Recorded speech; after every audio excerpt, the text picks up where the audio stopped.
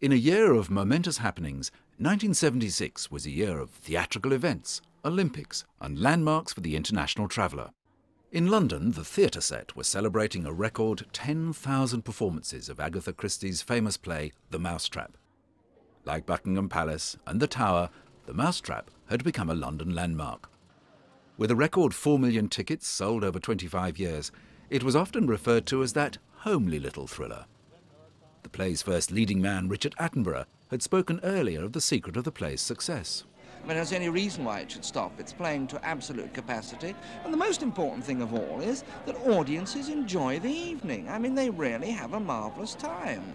And indeed, I won't put it in the same class as St. Paul's, but certainly the Americans decide that it's the thing to do if they come to London to go and see The Mousetrap. 1976 was a year of momentous happenings in sport. The staging of the Olympic Games nearly bankrupted the Canadian city of Montreal.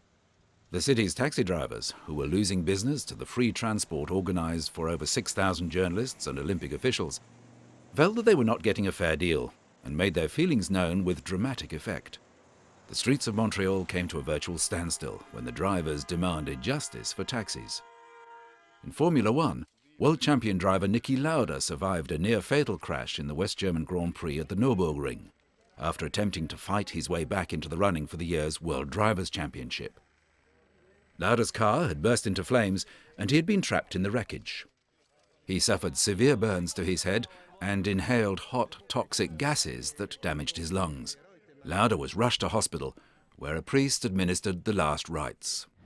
So the priest came and I expected him that he will speak with me and tell me some, that I should try hard to survive and all that. Instead, he didn't say anything. He just put a little cross on my shoulder and left again.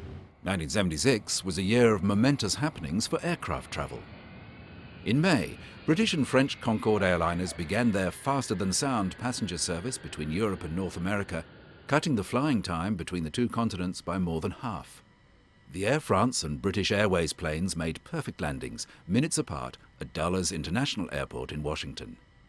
One had flown from Paris, the other from London, both trips taking 3 hours and 45 minutes.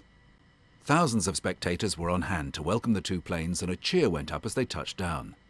Only a handful of protesters, mainly environmentalists, were there, but there were no incidents. Concorde flights to the US were booked up for several months ahead, despite the fact that the fare cost more than $1,440 return, 20% more than the normal first-class airfare of the time.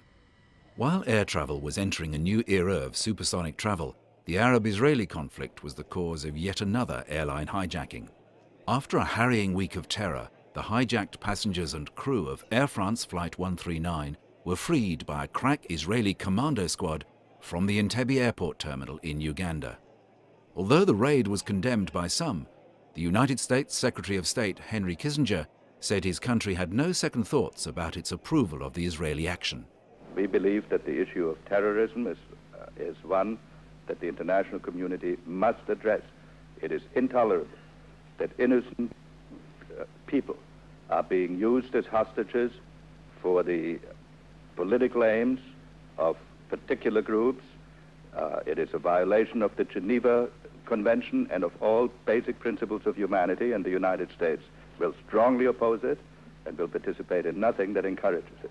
While Kissinger was front and center on the world stage, his boss, Republican President Gerald Ford, was gearing up for his first election as president after inheriting the Oval Office in the fallout from the Watergate scandal.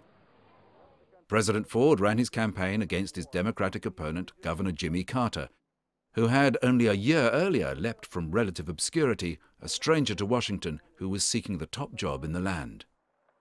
In what was to be the closest presidential race in recent history, Jimmy Carter won on a platform of trust, honesty, and openness. As the year was drawing to a close, 1976 was proving to be another year of momentous happenings.